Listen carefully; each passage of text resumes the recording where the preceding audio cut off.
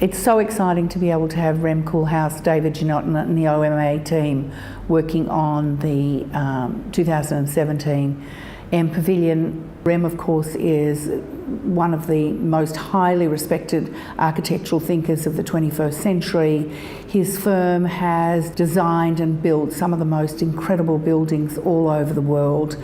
They're a multidiscipline approach architectural firm.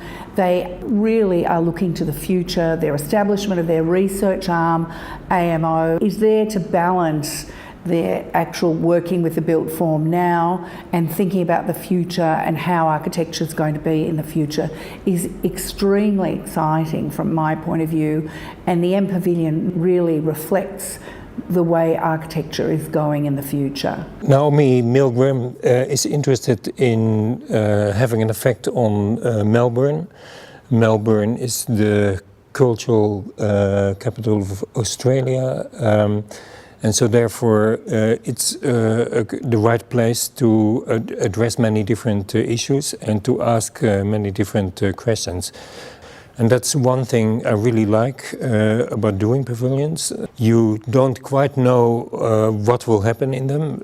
They don't have a very precise program, but at the same time you know that people will meet there, that you have to kind of promote the interaction between people, and that you have to make something that is noticeable enough and effective enough to inject something in a city that wasn't there and that will also disappear. The MPavilion is a place for debate embedded in the landscape of the park, located with its view open to the city.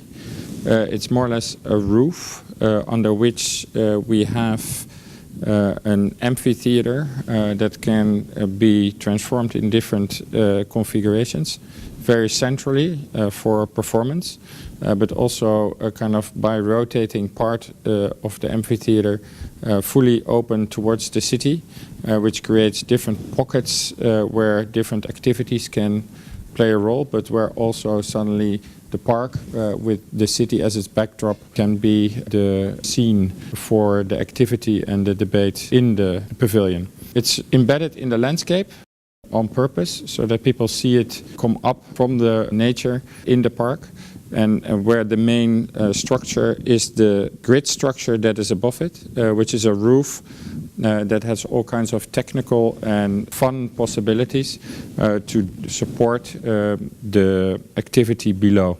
And then the top, which is the roof or the grid that we create, which is the signaling element of the project, so that it captures the sun and it captures the light, and therefore really signals this is where you need to be, without being able to see the density and the amphitheater that is underneath. I think each architect in the world has, no matter how remote, a kind of utopian gene. And that part of the utopian gene is to want to have, if not change the world, at least to have a positive effect on the world. And with each new kind of project, you try to kind of realize kind of part of a very large ambition into, you try to channel that in a kind of very small and specific entity to try to be very precise, but never to lose that dimension of doing something kind of positive for the world. And that also explains both the kind of compactness, the simplicity of the project, but it's not without ambition. It's a kind of project that hopes to provoke a real discussion about what architecture can do in a country like Australia.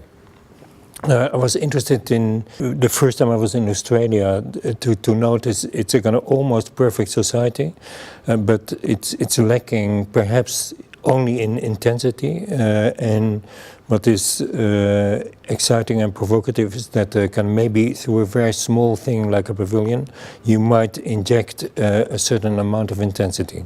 What for us is very interesting is that we are not only involved in looking at the pavilion as an architectural object, but that we are also discussing with the Naomi Milgram Foundation how the pavilion can get a second life after the summer, but also how the programming can contribute to a 24-hour life cycle, which we exchange with the foundation constantly, which to us is very exciting as an additional ingredient to the pavilion. REM's articulation of architecture as a wrapper of activity is totally in line with what we're doing at the MPavilion. It's a wrapper for all of the performances and everything that goes on inside the pavilion, and it allows us all as a wrapper for activity to be on the outside as well, which is part of the way we like to work our performances, our talks, our music, our engagement and the public's engagement with the MPavilion.